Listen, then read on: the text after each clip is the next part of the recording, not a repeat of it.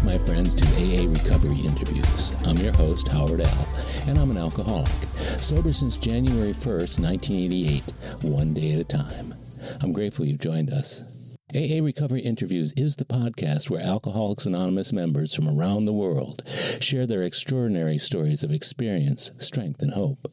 Today's show is an encore episode of my interview with Scott B., originally released as episode 4 in January 2021. My guest today is Scott B., a close friend and AA brother for over 30 years.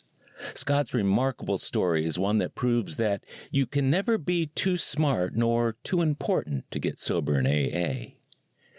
With his Ph.D. in neurobiology and an accelerating career in medical research, Scott thought that his intelligence, ego, and iron will could shield him from alcoholism and addiction. But his journey into the dark regions of substance abuse brought him to his knees as a ravaged and demoralized subject of king alcohol and lady cocaine. As increasing use quickened the downward spiral of his life and career, intelligence and willpower alone were not enough to save him. As he was heading towards the abyss, a single lifeline in the form of a crafty intervention by his colleagues and friends was thrown to him. Clinging on as only the hopeless can, he finally let that lifeline pull him into treatment and ultimately into AA. After nearly 33 years of sobriety, Scott reflects on that crucial turning point that grew into a brilliant career, a fulfilling life, and daily service to others. His wondrous story is one that needs to be told. More importantly, it's one that needs to be heard by anyone, anywhere, who reaches out for help. I'm thrilled to welcome my very good friend, Scott B., to AA Recovery Interviews. My name is Scott, and I'm an alcoholic. Hi, Scott. I'm so glad you joined us today here on AA Recovery Interviews. You and I go back a long time. We do, Howard. We're the class of 88, and that's right. I follow you by a couple months. You're the dean of the class of 88, and I'm always proud to be 2 months behind you. Well, I love it when you and I are in meetings together and we kind of take stock of how many of the class of 88 are in the meeting with us. And I think we've had as many as a total of 7 of us in one meeting at a time, which is really amazing. But I think we go to so many meetings, the same meetings together, that we see each other several times a week. I think we first met, if I'm not mistaken, at an AA retreat back in about 89 or 90, maybe 91, something along those lines. You were going to retreats all the time, I was you? going to at least 2 a year, and I tried to go to the ones where Francis Yeager was at, and I was a member. My home group at the time was the Alder Street Men's Group on Monday night. Right. Yeah, I remember that meeting. That was I didn't go to it all that often, but I do remember it had some of the icons of our local AA in there. For those listeners who may be not aware of or familiar with what an AA retreat is, how, if you were telling somebody about it in a little elevator speech, what would you say what a retreat is about? Well, Howard, it's a 2.5-day gathering of the fellowship where 72 men come together in a beautiful location. And the format is lots of fellowship, meals together, lots of time to talk with each other. There's space to do step work. But the official format is covering each of the 12 steps. On the Friday night, we cover 1, 2, and 3. On Saturday morning, we cover 4, 5. Saturday afternoon, 6 and 7, 8 and 9. Then we finish 10 in the evening, and then on Sunday morning, in a beautiful way, we do 11 and 12. That's right. And I've been to a retreat virtually every single year since I've been sober. So I've been to more than 30 of them over the years, not quite as many as you have. But that Saturday is especially a good day because there's a break in between steps 4 and 5 and 6 and 7 of about 3 hours for people to work on their 4th and 5th steps. And that's an important thing to do. So I always recommend to guys I sponsor and other people that they go to a retreat. It's a good way to get a lot of AA at one time.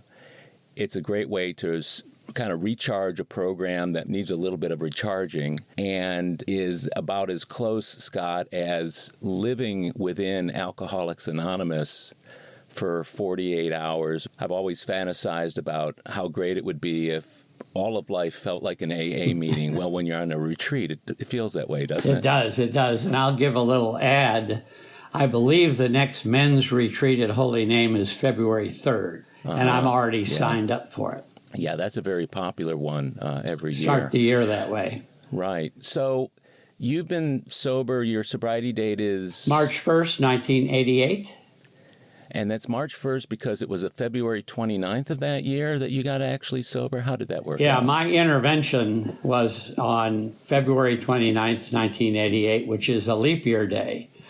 And I had actually used the day before.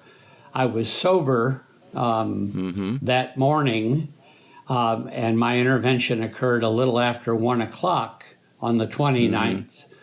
But after I got to treatment, I was resistant to even calling myself an alcoholic for a while, so I didn't necessarily lean on a particular sobriety date. But after I was there a while and had gone to a lot of meetings where men announced their sobriety dates, I officially adopted March 1st so I could celebrate every year instead of every 4 years. So.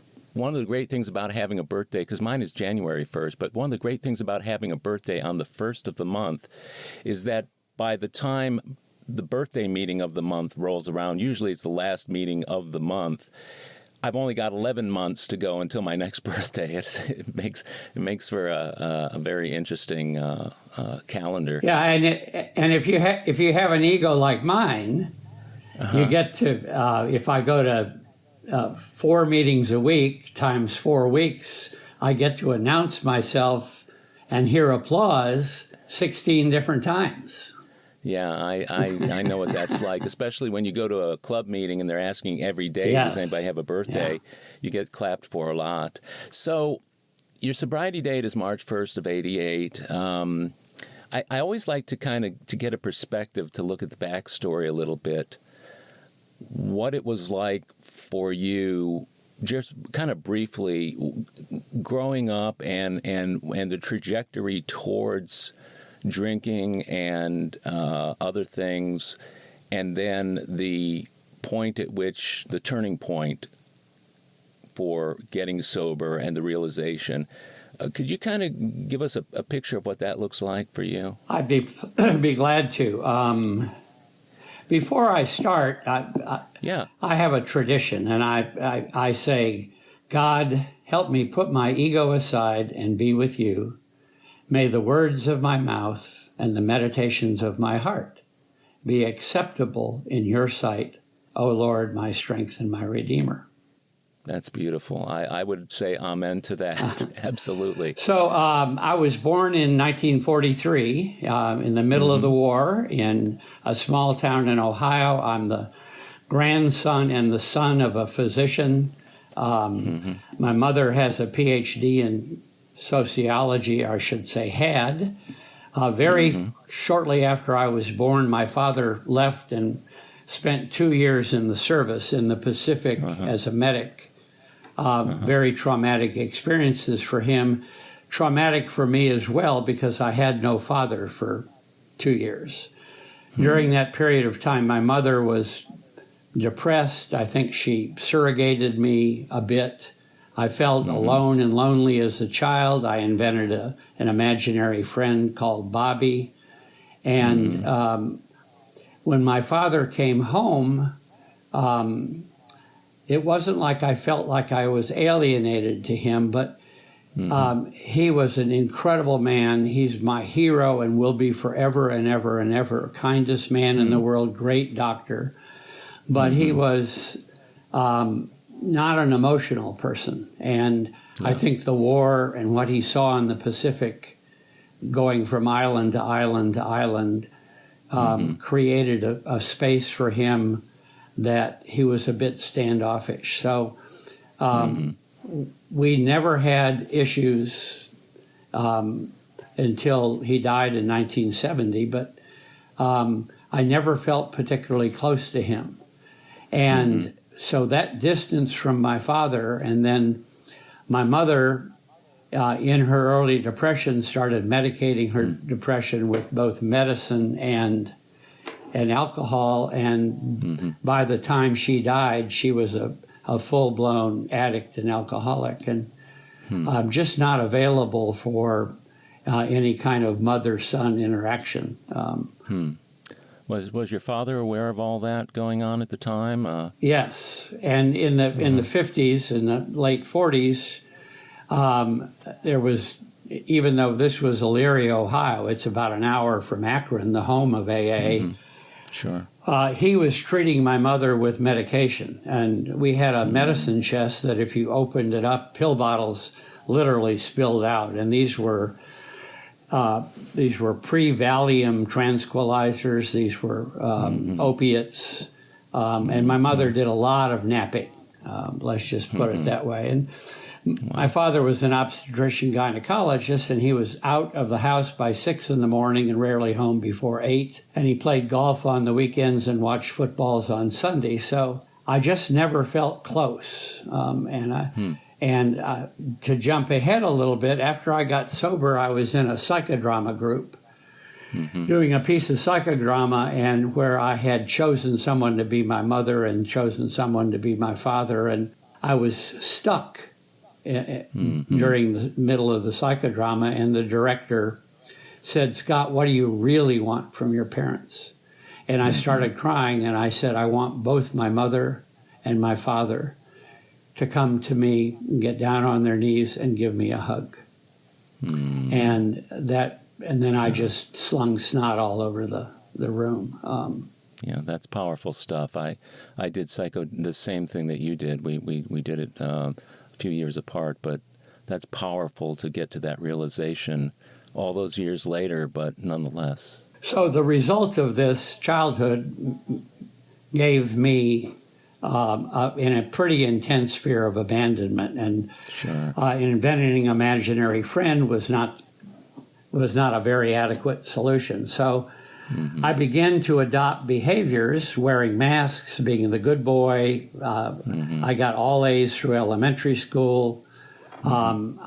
Things at home with my mother were getting pretty dark, and fortunately for me, my parents sent me to private boarding school in Pennsylvania. That helped a lot. During vacations, I would often not come home. I would go to somebody else's house. I really was avoiding what was going on at home, because the alcoholism in my mother was getting worse, and my father was deeply concerned but couldn't do much about it. And in boarding school, I grew up a lot. I was around a lot of older boys who introduced me to other substances, introduced me to my first sexual experience. But it was an incredibly important academic experience for me. And it really set me up to be successful in college. When I went to university, Syracuse University, I immediately joined the SAE fraternity, and I'm sure part of my alcoholism sort of increased when I became an SAE in college. And by the time I graduated college, it was the height of the Vietnam War.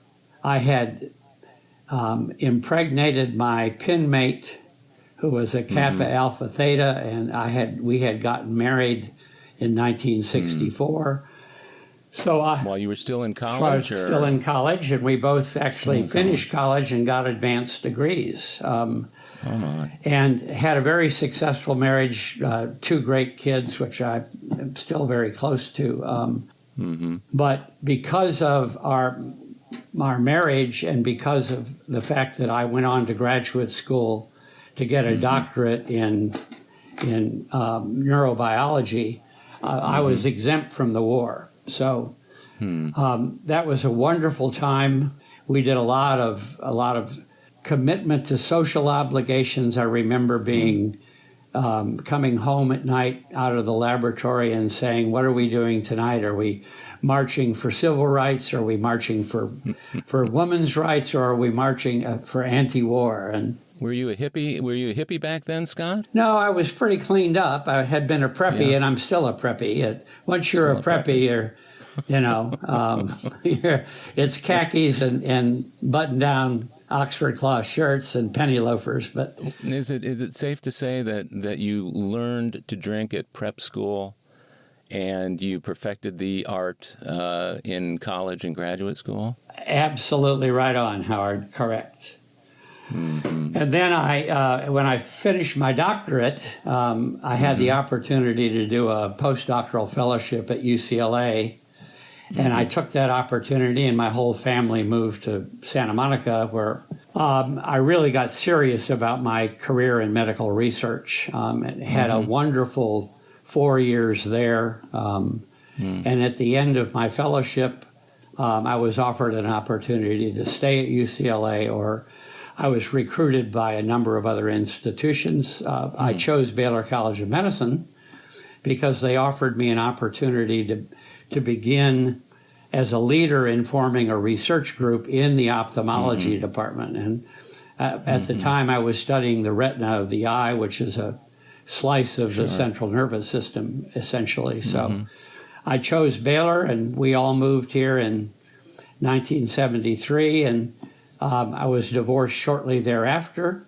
So that brought you to Houston. Correct. During the time that you were out at UCLA, it sounds like maybe the alcohol and whatever other things you were doing were put on hold, or were they toned down, or were they intruding on your daily life back then? I was acting out rarely. I would drink when we had lab parties. I began philandering on my wife. I was working very hard, very often in by 7 a.m. and not home until 10 p.m. I really was focused on my career, and I was fortunate enough to begin some work that gained national attention, and which is why I got recruited to Baylor.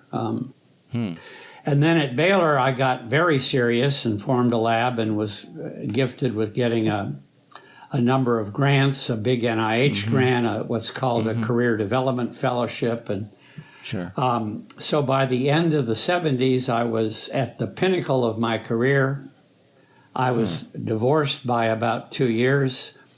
And I just had the strongest urge, Howard, to take a break, to celebrate. Yeah. So I began dating a hot little redhead, and I began spending my afternoons not in the laboratory, but at live music happy hours. And eventually, a year or so later, I was introduced to cocaine at a party where I thought everybody was hip, slick, and cool, and cocaine lines appeared on a mirror, and I was offered a straw, and I did my first line of cocaine in 1980. And what I remember about that moment is I said, "Oh my God, what is this? Where can I get more? And who brought this, and how can I make them my best friend?" Yeah, I get that. That's a typical response to the first time. During those years in which you weren't doing this, up to the point that you were, I'm sure there are going to be people who hear this and think that maybe that commitment to school and to ambition and to establishing yourself in the world is sufficient to keep alcoholism or drug addiction at bay. Would you say that was what happened for you, or was it just a decision that you made, or you just hadn't warmed up to it yet? No, the alcoholism and the addiction and the fear of abandonment and the people-pleasing and the mask-wearing was all going on. It was going on in the background. Yeah. And but my hard work in the laboratory and gaining some fame and fortune was merely an outside solution to medicate an inside job. That's not a solution. I didn't stop drinking I didn't stop philandering. I just sort of toned them down, and I was actually very fulfilled by my success until I wasn't. Did that success and all of the things you did academically and intellectually within you, did they dispel the idea that might have been lurking that this is something I probably shouldn't be doing, or this is something I'm going to be starting to have a problem with? I actually never thought I had a problem with alcohol until the day of my intervention, until they told me that not only did I have a cocaine problem, but I had an alcohol problem. Were you too smart for it, or what? What was going on there? Well, it's ego. I thought, it's not really that bad. And, I'd been severely drunk, and as an SAE, it was standard to find yourself in a cold shower on Sunday morning after a 3-day alcohol binge. So I was drinking like an alcoholic and just denying it, that it was a problem. So.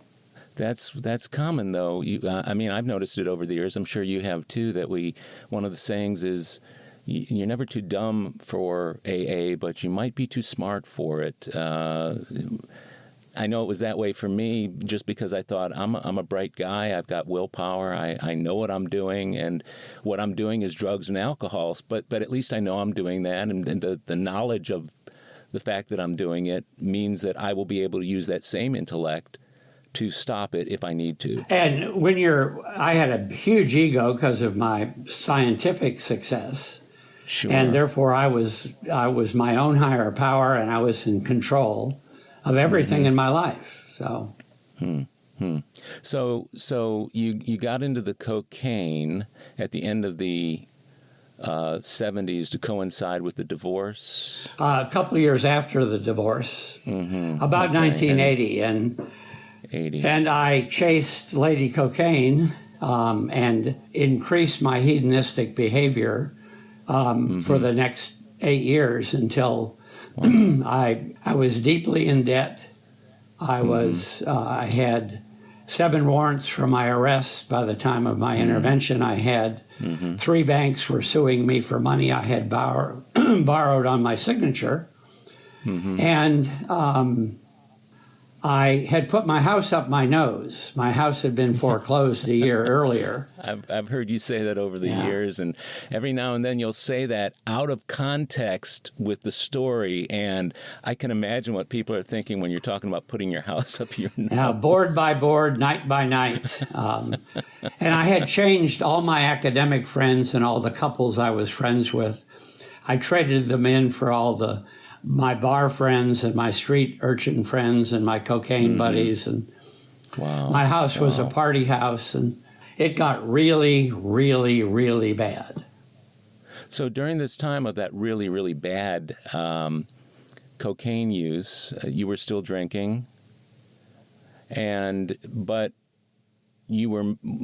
How did you manage to stay on top of your career and what you were doing in the 8-to-5 job? Well, I didn't manage very well. I had been accorded tenure at the medical school, and that made me relax a little bit. And if you followed my work ethic and my work hours and my work productivity from 1980 through the spring of 1988, it's a descending line.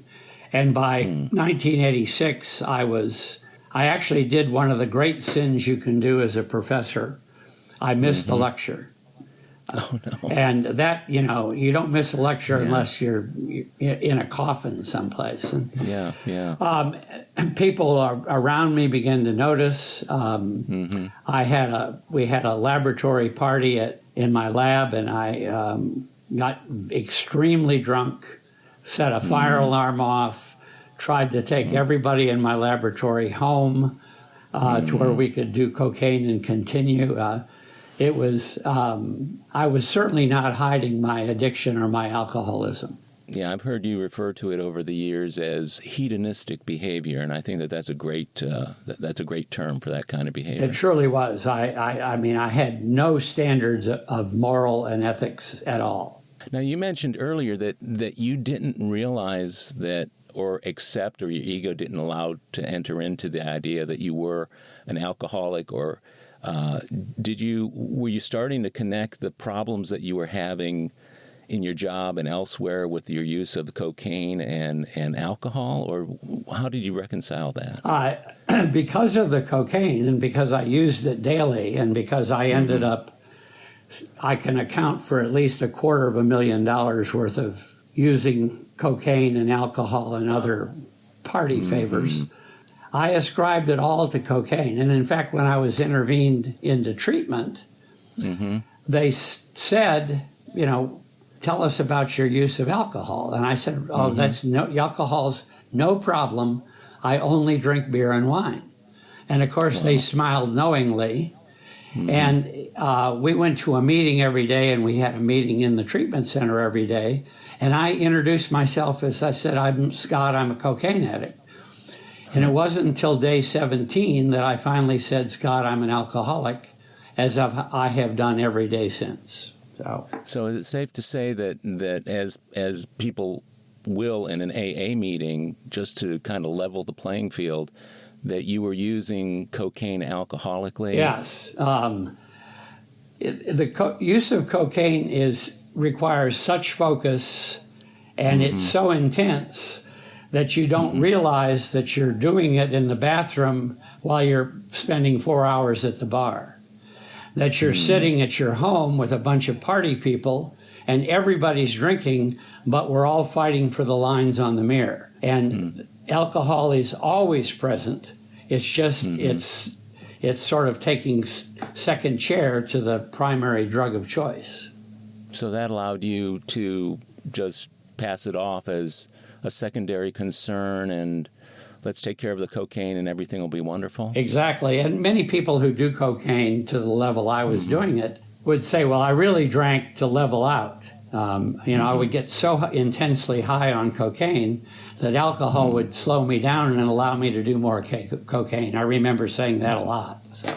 Yeah. Well, I had the dual addiction too, although not to cocaine, because I always felt that the high on cocaine value-wise was not as good for the price of the cocaine was not as good as other things. So mine was an economic decision to not use cocaine, but I had a lot of the same issues. You had mentioned intervention, and I want to kind of skip to that because I guess towards the end you were saying people were recognizing that you were having a problem. That's correct. Probably about 1986. There were subtle hints from my colleagues. They would say things like, are you okay? Or, hey, man, I'm worried about you. How are you doing? I was taking trips to Washington as a government consultant 4 times a year, and the people I was traveling with were very concerned about my behavior. And I was actually confronted on a couple occasions. Why are you late? You missed this yesterday. And I was making up stories. One time I said I got so financially just behind, I had to borrow money from one of my laboratory people, and I said that my children were in jail and I needed to bail them out. And so I remember good friends, constantly putting a little bit of pressure on me to clean up my act. Did you find they were enabling you? I had a couple people who actually were asked to be part of my intervention. And they were my best friends, but they were also my drinking buddies. Now, they didn't do cocaine, they didn't party, they weren't hypersexual like I was. But when they were asked to join the intervention team, they said they didn't feel they could do it because they drank so frequently with me. That's interesting. So things were kind of spiraling downward towards the end. I would say it was a very rapid, very hard spiral. So what did the intervention look like? Well, my institution knew because I'd had a DWI in 1986, and on Good Friday, it was exactly 2 years before I got sober. And they went to the general counsel and they said, "What are we going to do? He's got tenure. We can't just fire him. We don't have proof of, any felonies." And the general counsel said, we can go through a long legal battle to get rid of him, or we can just let him get rid of himself, meaning if we leave him alone, he will eventually self-destruct. Wow. Well, one of my dear colleagues, who was at the University of Texas next door, said, I can't stand by and watch that happen. So he asked permission of Baylor to do an intervention on me, but not one directed by Baylor College of Medicine. And I missed the first two. I didn't show up. So they flew one of my major professors from UCLA in. He was advertised. He's scientifically world famous. Right. Professor Michael Hall is coming to Houston to give a seminar. I kept getting prompts from all my friends. Oh, Scott, you got to be at the seminar. Dr. Hall's going to be here, et cetera, et cetera. So he came into town, and to secure me, they what turned out to be my intervention team took me out to dinner. It was Monday night, the night before my intervention, just to make sure I was not going to escape. And of course, I had my current girlfriend with me and a pocket full of cocaine, and I used cocaine throughout dinner, multiple trips to the bathroom, and woke up the next morning at 10 a.m. The seminar was at noon.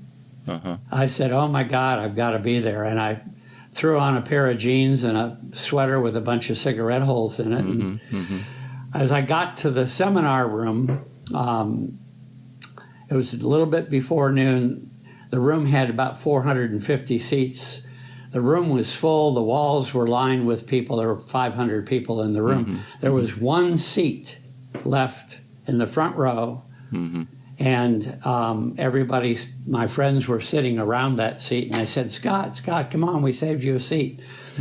So I sat down, hungover, just feeling miserable, and listened to my mentor, my UCLA mentor, spend 55 minutes glorifying my research career. At the end of that seminar, my mind said, I've got to get out of here. I've got to get home. Now, this is when everybody has left. The 400 people have stood up and gone at this point. Well, they're standing up at the end. They're standing up. Yeah, okay, I get it. And I'm trying to wheedle my way out of there. Well, at that point, this is how clever the interventionist was. I'll forever love him. His name was Roger Knott. They had an administrator run up to me waving a little green piece of paper. And she ran up to me and she said, you have a very important phone call. Very important phone call. And I puffed up immediately, and I said to my friends around me, I have a very important phone call. And they said, well, Scott, that's great. Come on, we'll show you where you can take the phone call. And they led me to the room. I felt a hand on my back. I was pushed into the room, and my friends followed in. They sat in 4 chairs.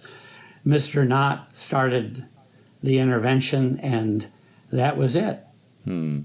Knott, is he still alive? Or I don't believe so, but the 4 interventionists were Diana R., Michael H., Vicky B., and Robert M. And Robert M. I'll forever owe my life to. So they do this intervention on you, and then where did you end up? Well, they said they were worried about my health, and they wanted me to go to the hospital and be checked out. Sure. And I said what every person who's intervened on said, well, how long must I be there? And they say, well, we don't know, depending on your health. So I said, well, can I go to my lab and get my briefcase? Thinking of escaping. And they said no.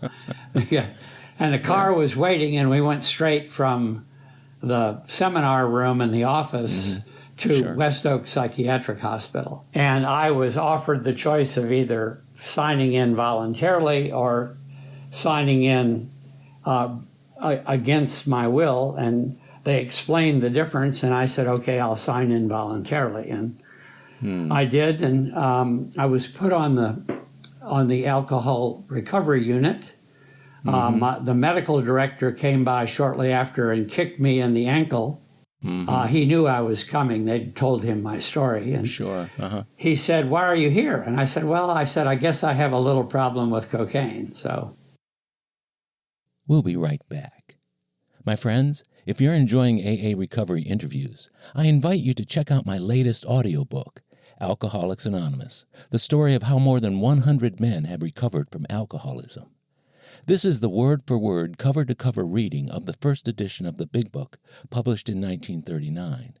It's a relaxing yet meaningful and engaging way to listen to the Big Book anytime, any place.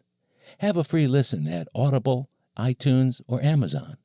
While you're there, search for my other audiobook, Lost Stories of the Big Book, 30 original stories from the first and or second editions, missing from the third and fourth editions of Alcoholics Anonymous. It's also available from Amazon as a Kindle book or in paperback if you'd like to read along. You're going to love it. And we're back. Is it fair to say that your bottom was imposed on you as opposed to you coming to it on your own? Absolutely. That's interesting. That's not all that. Well, I guess it's common with people who are intervened upon who finally get it, but it's most people hit a bottom somewhere before they try to get help. But your bottom was right adjacent to that help, wasn't it? Well, the backstory for that is about 1986 when the debts were mounting and I was in trouble with the bank and I was borrowing $50,000 just on my signature and all of that went up my nose. Sure. I borrowed money from my sister claiming I owed the IRS money and I knew I was in trouble and I thought it was cocaine and I would do one evening that I talk about a lot. I was just deeply, deeply afraid of continuing to use. So I came home about 7 o'clock from the lab, and I decided I was not going to call my drug dealer. So I took the phone, it was an old desk set with the push buttons, Sure. and I taped it up with duct tape, so I couldn't use it. And about an hour later, unfortunately, I went to the fridge and there was a little wine left. And after a glass of wine or two, I decided that I needed to call my drug dealer. So I took a knife and cut off all of the tape so I could use the telephone and call him. So my gosh. There was some awareness that I was in deep trouble. But cocaine addiction is beyond my ability as someone who is a neuroscientist. It's beyond my ability to tell you how powerful that addiction is. So here you are, this hotshot professor, going to a psychiatric hospital for alcoholism and cocaine addiction. What was that like? What was that? How long were you there, and what was it like? It was horrible for 17 days. As I was in denial about the alcohol, I didn't like it. My kind of people were not there. I didn't fit in. They came up to me on day 16. A wonderful counselor of mine, Joanne C., put her arm around me and said, "Scott, we're really worried about you. You're not doing very well. If things don't start to go better, if you don't get a sponsor, then we're going to have you leave." And Baylor had put me under a 2-year, very restrictive contract that said if I left treatment early, I would be fired. And they had every right to do that, tenure or not. So I went to a meeting that night, Thursday night, College Park Baptist Church. Yeah, I remember that meeting. And I went and I heard Miles S. Tell his story. And I was literally struck with the idea of, he told my story, I want him to be my sponsor. And at the end of the meeting, I walked up to him with my knees shaking and said, "Will you be my sponsor?" And he gave me his phone number. And So was that your very first AA meeting, or was that the first meeting that you actually listened in and took some action? The latter. We had been to a meeting in the Druggy Buggy every single night. At West Oaks, you went to a meeting every evening, whether it was in the cafeteria or whatever. Yeah, I remember coming in from the outside to go to some of those cafeteria meetings early on. And did you have a period of detox, or how did you make it physically through the first 2 or 3 weeks? Well, cocaine doesn't require any significant detox, so I took vitamins for a couple days. But the other significant part of the story is a very higher-powered moment, the moment that has really set the platform for my recovery. And I was sitting in a meeting at the hospital, and it was being led by a young man, and I was toxic, I was angry, I was terrified. I was alone. I was alone at a table. And it was my 15th or 16th meeting, and during the moment of silence, God entered me in some way, and I said the first prayer I had said since age 14. I was 44 years old, and I said, just spontaneously, I said, God, help the people at this meeting and help them help me. And I remember waking up the next morning with a completely different attitude. That's the evening I got my sponsor. The day after that, I presented my first step to the group I was in. It was the third time I had presented it. I had finally owned up to all my stuff. I passed it. I finished the second and third step in treatment. I was in treatment for 6 weeks. I had no house. They had foreclosed my home and taken it away. So I went to a sober living home called the Landing Point in the Heights. Pat Myers, the late Pat Myers, ran that home. Right. I was there for 6 weeks. And by this time, I had been to 90 meetings in 90 days, and I had renewed my commitment to 90 and 90. And I actually moved out of the halfway house, moved in with my then girlfriend, which lasted 2 days, and she very rapidly moved me back out. She and her real estate friend found me a house that was about 15 miles away from my house in Montrose, the one I'd put up my nose. I moved into the lease house, and Howard, I'm sitting in that house today. I've been in that house every day I've been sober, and I'm coming up on 12,000 days. Isn't that amazing? So when you were about ready to get out of West Oaks and you were going to your girlfriend's house, what kind of feedback did you get on that from the people that you were leaving? Well, you can imagine the advice. They said, Miles, my sponsor, said, no relationships for a year. And I was completely dedicated to the program. I felt wonderful after being sober 90 days. I was back at Baylor, even as restrictive as my contract was. I was going to therapy. I was going to meetings. I was having urine drug screens regularly, et cetera, et cetera. But I thought I would try this girlfriend thing, and she literally didn't want anything to do with me.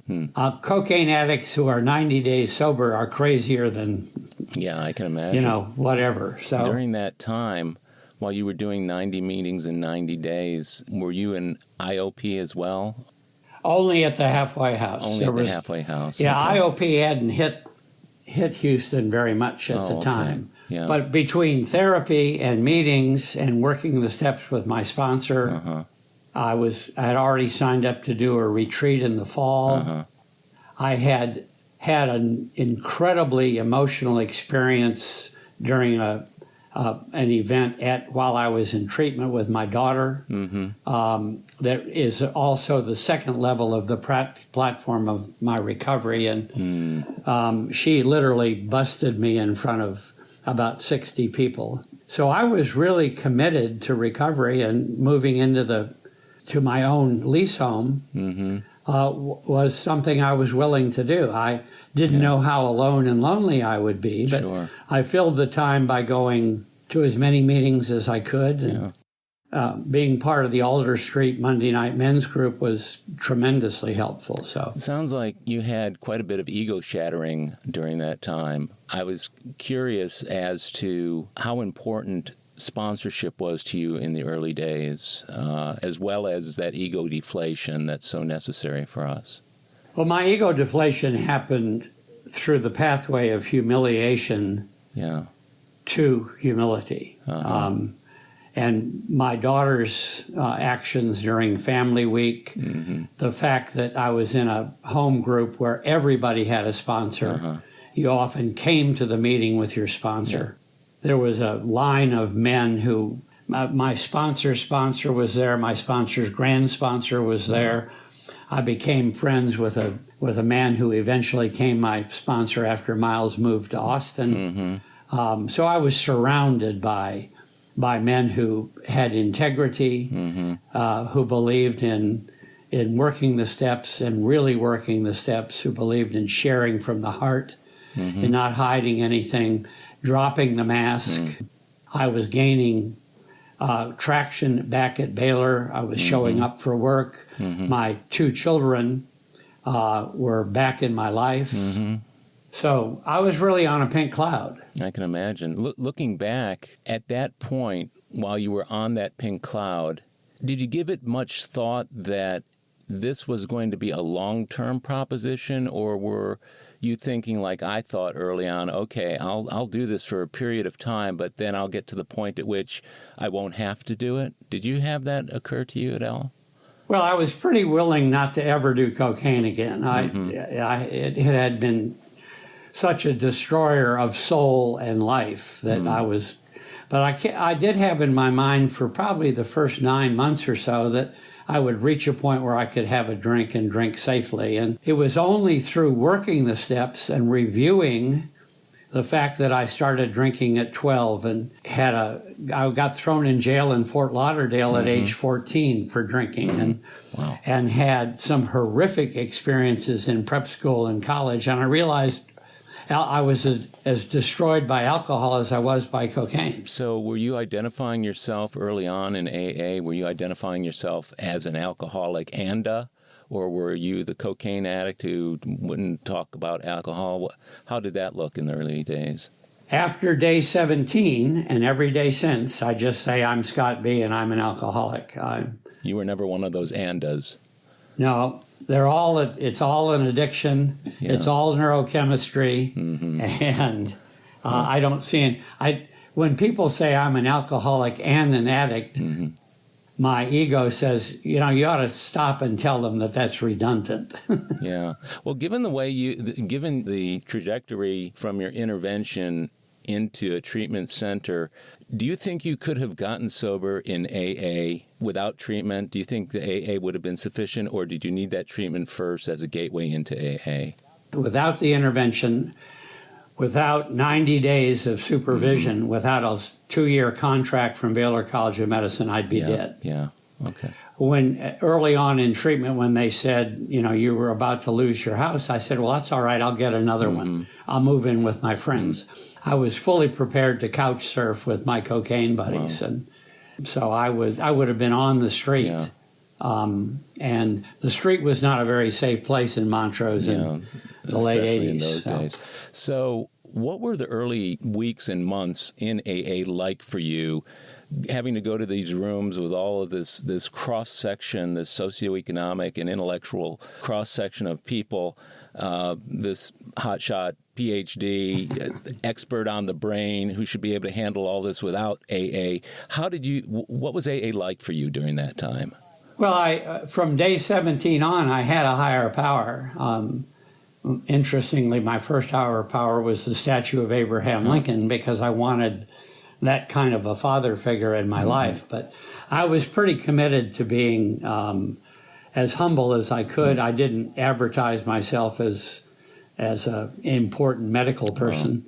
I went to retreat the day I was 6 months sober, and that retreat closed on Sunday. It was September 1st, 1988, and I stood in the room with 72 men holding hands, and I looked around the room, and there were men there from age 18 to age 88. We were all shapes and sizes. Some came in Rolls Royces and some came on skateboards. Right. Yeah. And I realized I was just one of them. That's an amazing realization. And it's one that I think if a man or a woman can come to that realization early enough, you had that spiritual experience. You had that, I guess, that sudden upheaval that Bill Wilson talks about in the big book, versus the gradual awakening, which was more the case for me. I would have liked to think I got it all at once, the realization that God was working. But for me, I was just a disbeliever until I believed, and that took the better part of a year and a half and working all 12 steps till I got to that point. But when I hear people, having that immediate sense of God working in their lives, that's an extraordinary thing and amazing to see.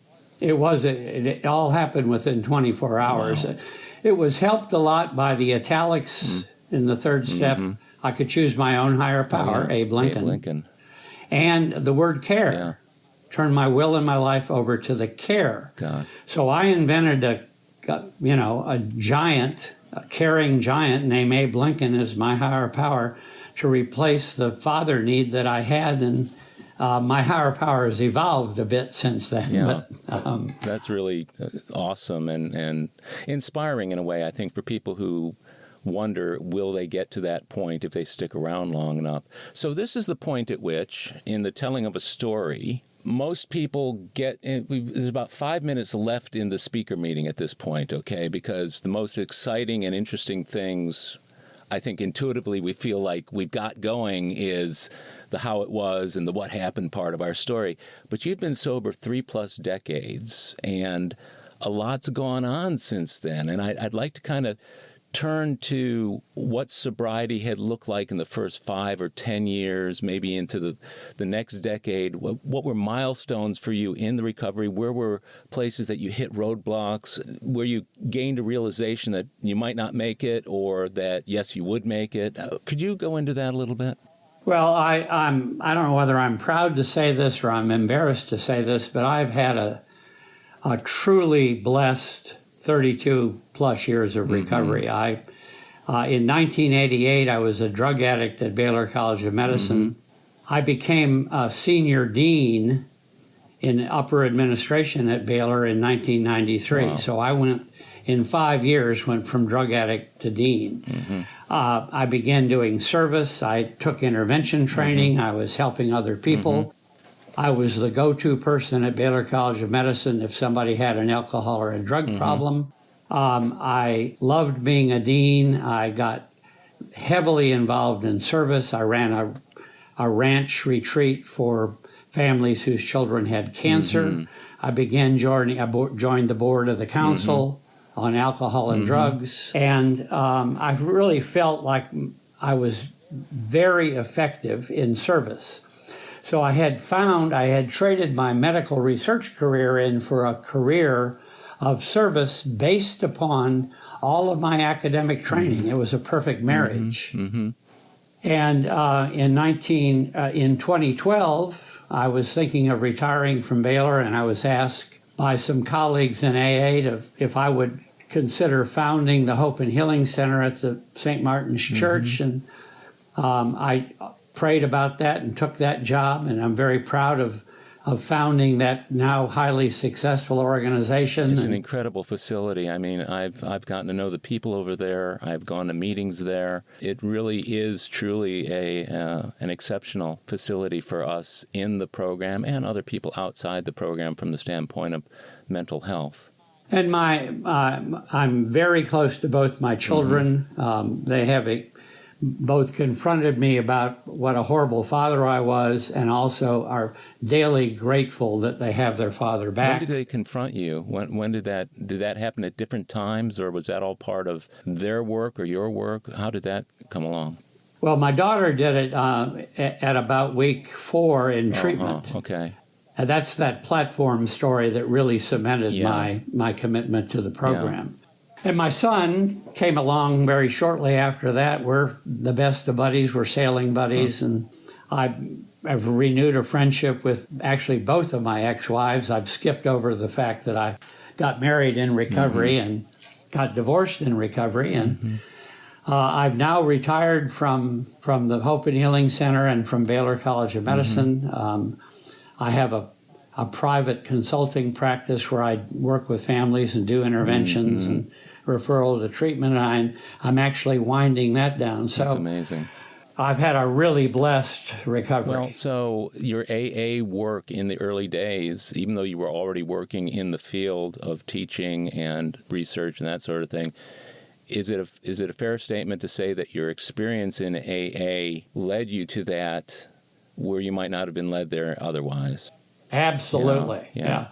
One of the gifts from my higher power is to be intensively trained in the workings of the brain. I was the one who gave the lectures on the neurophysiology and neurochemistry of addiction to the medical student. While you were using and drinking yourself? Yeah, there's a tape of me lecturing while I'm high on cocaine. And so to have that kind of background and to have, I have an intense research project with one particular alcoholic over the course now of 77 years, and that's myself. Yeah, I get that. I get that. I was curious how working in the field and all these extracurricular things that you're doing, how did they affect your AA program with regard to pride and ego and humility? How does your disease feel about all this other stuff that you're doing out there? Well, my ego is still rampant. I'm still, one of the things I say frequently is I like to present myself as the Wizard of Oz, and what I really feel like is the little guy behind the curtain. And the truth is I've come out from behind the curtain. I'm as open and honest as I can be about my addiction and my recovery. But there's always a little bit of a judgment inside me about, do I really belong here? Are the people in this meeting, do they live up to me? And I've still got an ego that burns inside. Is that something you've noticed burning all along, or have you noticed it more in the later years of your sobriety? Probably early on it was worse, and now I've just, I love people, helping people, whether they're trust fund babies or whether they're living on the streets. And because I recognize that after March 1st of 1988, without the intervention, I would have been on the streets for the rest of that year. I was curious if you could go back in time, let's say 35 years or more, what would you tell the Scott at that point, based on what you know now, that would make a difference to him? Well, in hindsight, what that man needed was assurance that he was okay, that he didn't have to wear masks, that he had not really been abandoned by his mother and father. And I did a lot of therapy work. I did the John Bradshaw Rescue Your Inner Child, to the point where when my inner child saw me coming, he ran away and said, stop, we've done this 10 times. I was intensive cognitive behavioral therapy.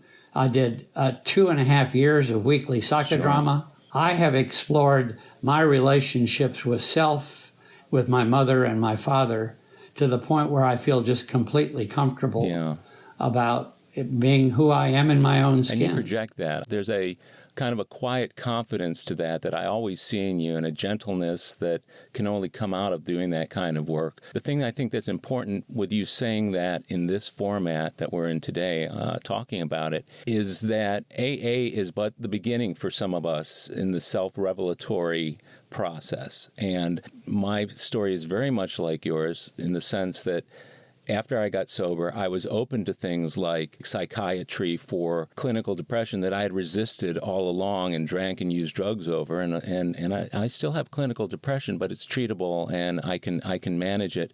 But all of the other work that I would have been completely resistant to, AA opened me up to it. And there were a lot of people along the way, Scott, maybe some of them did this with you, who said, you don't need to go do that. AA's got everything you need. You don't have to go. You don't need to take antidepressants, because when you get depressed, just sing a happy song or, write about it or go out and run 20 miles or whatever, which isn't the way that you deal with clinical depression. It's the way you deal with the blues. But there's a lot of advice in AA, and I'm not impugning the integrity of the program. I'm just saying that some of the most well-meaning people can take a look at what's going on with an individual and kind of jump to a conclusion. Well, there's certainly a lot of people who poo-poo things other than meetings. In fact, they even poo-poo people who went to treatment. I'm a medical researcher at my core, and therefore I wanted to research every adjunct to my own recovery that I could, including therapy, including retreats, including psychodrama, including virtually everything. I took great pleasure in literally finding something new to try, like psychodrama, or like let's go to another retreat, or let's go on a sober vacation and learn from the real gurus that are speakers at those meetings. You were a regular at that, weren't you? Didn't you go on those sober vacations on a regular basis? Yeah, I did about a dozen of them and formed a really deep, rich friendship for about 10 years with Paul Oliger, the author of Dr. Addict and Alcoholic. So there is life after AA, as you and I both know. But one of the difficulties I think I find, and I want to get your perspective on this, when I'm talking to people who are relatively new, whether they're young and new or older and new, I almost feel like the fact that I've been sober as long as I have, and the fact that I know a lot of people and a lot of people know me, that it almost becomes a barrier to people either wanting to approach me, or if I approach them, to them wanting to hear what I have to say, because, man, I'm at 2 weeks and you're at 32 years. How can you possibly identify? How do you feel about that? Well, I'm always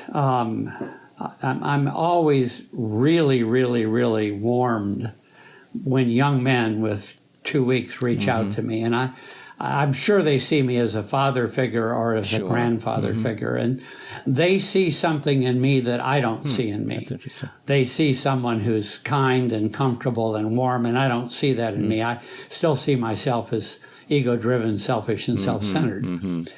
But those young men have come to me for help, and I love working with them early and then passing them on to a good sponsor. So that's been very rewarding. And the love that I feel from my own children, and now my grandchildren and my great-grandchildren, has been very rewarding. That's really wonderful. I wanted to ask you if you could identify for our listeners a couple of times, maybe 3 times, in your sobriety, where sobriety and AA pulled you out of the fire or away from the abyss? Well, the early experiences, the realization that I was living in my own foreclosed home, and having the miracle of my intervention. I mean, that was something that pulled me out of my abyss. My daughter's literal pulling back of the curtain during family week at 4 weeks at West Oaks was a major moment. Being really grounded in my own higher power early on, traveling on those sober vacations. For example, I first heard Susie R. tell her story, and I learned about the story I tell about the addict holding on to the rope above the burning pit. And I was on a sober vacation in St. Lucia, the island of St. Lucia, and I heard the wheelbarrow story. And so there have been moments along the way, having a sponsor whose name was William Perez, he's long gone, but who died with over 50 years sober, who I talked to every single day of my recovery. So there were always moments, Howard, that wouldn't let me get to the abyss. You were smack dab in the middle of the herd, and it's hard to get picked off. I wondered, for the listeners who may not know that story about the wheelbarrow, would you mind recounting that so they can get a picture? I just love it. I think it's a great story. Well, Michael H. and Will K. tell it better than I do, but the original story goes that there's an alcoholic who is going to a lot of meetings, and he's proselytizing, and he's telling everybody how great God is, and he's an advocate for God, and I know God, and God is good. And people are just getting sick and tired of him proselytizing like he knows God personally, and people are getting pretty sick of it. And one time, after a particularly obnoxious presentation of I know God and you don't, all of a sudden he finds himself on the rim of the Grand Canyon, on the north rim of the Grand Canyon, and it's getting dark, and the wind is picking up, and there's clearly a storm coming. And God's voice appears and says, "Hey, alcoholic, I hear you've been talking about me. I hear you're proselytizing on my behalf. You're my missionary, my apostle. I guess you just know everything about me." And the alcoholic says, it's just stunned. that he's under the voice of God, and he says, "Oh yes, yes, yes, I believe in you. You are everything. I totally believe in you." So the higher power then says, "Well, look over the rim of the Grand Canyon. Do you see that big cable that stretched 1 mile all the way across the canyon, above the canyon that is 1 mile down?" The alcoholic said, "I see that cable." Suddenly God appears holding a wheelbarrow, a little tiny wheelbarrow with a metal wheel on it. And he says, "Do you believe in me enough to believe that I could put this wheelbarrow on that cable and wheel it across, all the way across to the south rim of the canyon?" And the alcoholic says, "Oh my God, yes, of course I believe in that. You're the higher power." There's a long pause, and God looks at the alcoholic the only way that God can look into your soul, and he says, "If you really believe, get in." And it's the moment of truth. It is. It is, and it always reminds me to get all the way in the wheelbarrow. 1 foot out ain't going to work. Half measures avail us nothing. So the final question I want to just ask you, now that you're coming up on 33 years, could you come up with one statement about these past 33 years that would sum up your experience in Alcoholics Anonymous? I'm 77 years old. I've lived the richest possible life one could live. But I will say that there is nothing more important to me. There is no medical research accomplishment. There is no service accomplishment more important than getting sober, staying sober, and staying in recovery. Amazing. Yeah, that's a great way to end too. I really appreciate your doing this, and I do it because I love it, and I love the people in the program, and I love you, Scott. You've been an inspiration to me over all the years I've known you, and we're compatriots. But you've helped me in some situations where I needed some good orderly direction, some sound advice just on living life matters, and I'll always be truly grateful to you for that. And again, many thanks for being on the show today. Howard, you're most welcome. What a privilege and what an honor. Thank you, Scott. Well, my friends, that's a wrap for today's episode of AA Recovery Interviews. Thank you for tuning in. If you enjoyed AA Recovery Interviews, will you please tell others how to listen to it? Think of it as a little AA service that spreads the word about this rich and meaningful listening experience. It's yet another helping hand we can all extend to alcoholics everywhere. Visit our website, aarecoveryinterviews.com, where you can listen to every episode of AA Recovery Interviews. And if you want to contact me directly with any comments or suggestions, simply email howard@aarecoveryinterviews.com. By the way, this podcast strictly adheres to AA's 12 traditions and all General Service Office guidelines for safeguarding anonymity online. I pay all production costs, and no one receives financial gain from the show. AA Recovery Interviews and my guests do not speak for or represent AA at large. This podcast is simply my way of giving back to AA that which has been so freely given to me. The next new episode of AA Recovery Interviews is on the way, so keep coming back. It'll be here soon.